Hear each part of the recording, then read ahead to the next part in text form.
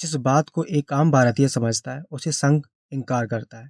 आज एक आम आदमी से पूछिए कि इस देश में हिंदू मुस्लिम मंदिर मस्जिद के नाम पर बांटना क्या ठीक है? तो उसका उत्तर होगा कि लोगों को आपसी भाईचारे से रहना ही इन जकड़ों का विकल्प है। कुछ लोग अपना उल्लू सीधा करने के लिए ये दंगे भड़काते हैं, जनता को बांटते हैं। जब आज़ादी के समय से लेकर आज तक हिंदू मुस्लिम सिख ईसाई सब आपस में भाई भाई, ये सब बातें सबको जचती हैं। जब क्रांतिकारी शहीदों ने आज़ादी के समय लोगों को सांप्रदायिकता के खतरे से आगाह करते हुए लोगों को मिलकर आज़ादी की लड़ाई के लिए संघर्ष करने की अपील की, तो उस समय संघ अपनी कट्टर हिंदू सांप्रदायिक नीति का प्रचार कर रहा था और आज भी कर रहा है।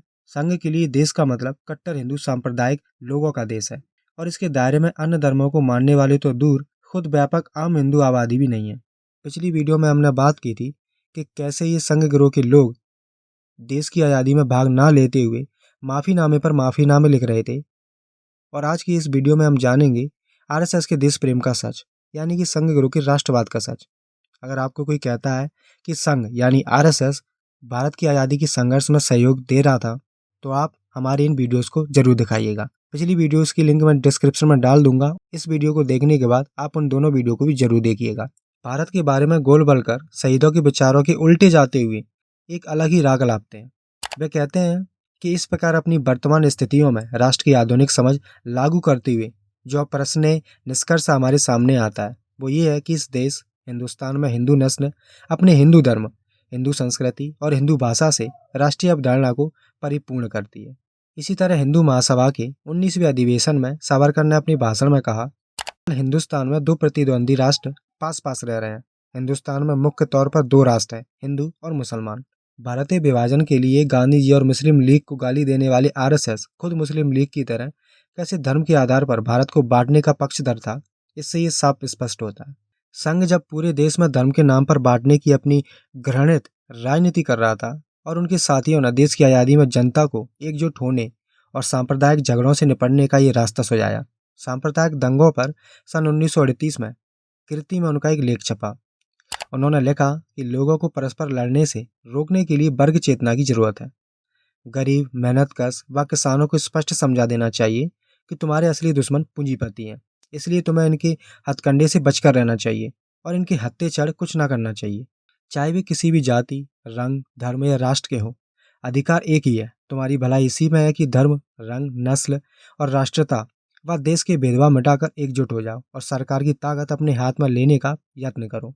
शहीद भगत सिंह जहां धर्म, जाति और रंग के झगड़े मिटाकर दुनिया भर के मेहनतकश लोगों को एक ही होने की अपील कर रहे हैं, वहीं आरएसएस और हिंदू महासभा लोगों को धर्म के नाम पर बांट रही है। आरएसएस संघ झूठ के प्रचार में हिटलर के प्रचार मंत्री गोलेवर्ल्स की तरह ही ये चाहता है कि एक झूठ को 100 बार बोलो और लोग उसे सच मान लेंगे। लोगों का जीवन महंगाई से मुश्किल है, तो लोगों के कानों में विकास का भोंपू बजाओ।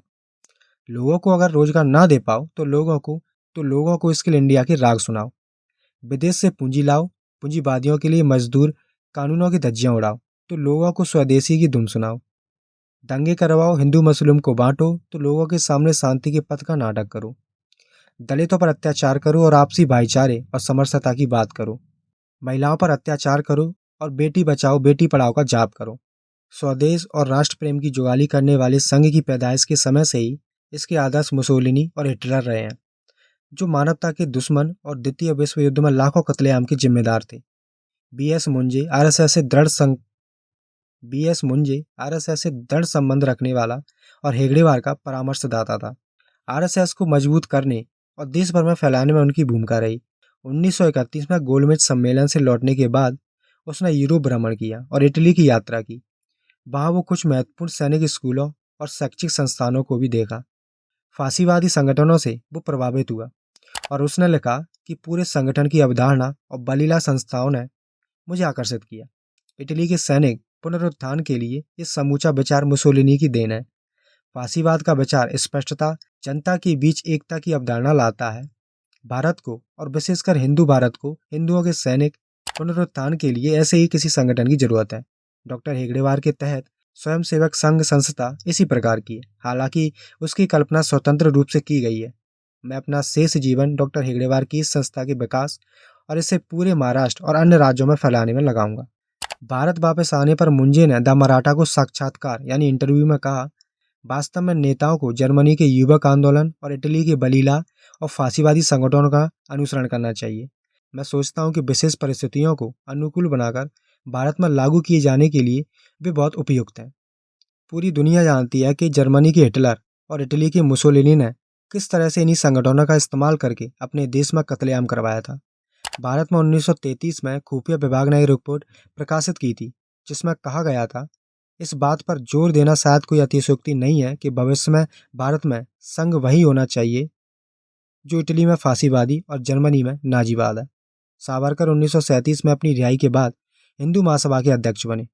अगस्त 1938 को पुणे में एक सभा को संबोधित करते हुए कहा कि भारतीय विदेश नीति वादों पर आधारित नहीं होनी चाहिए। नाजीवाद का सहारा लेने का जर्मनी को पूरा अधिकार है और इटली को फांसीवाद का।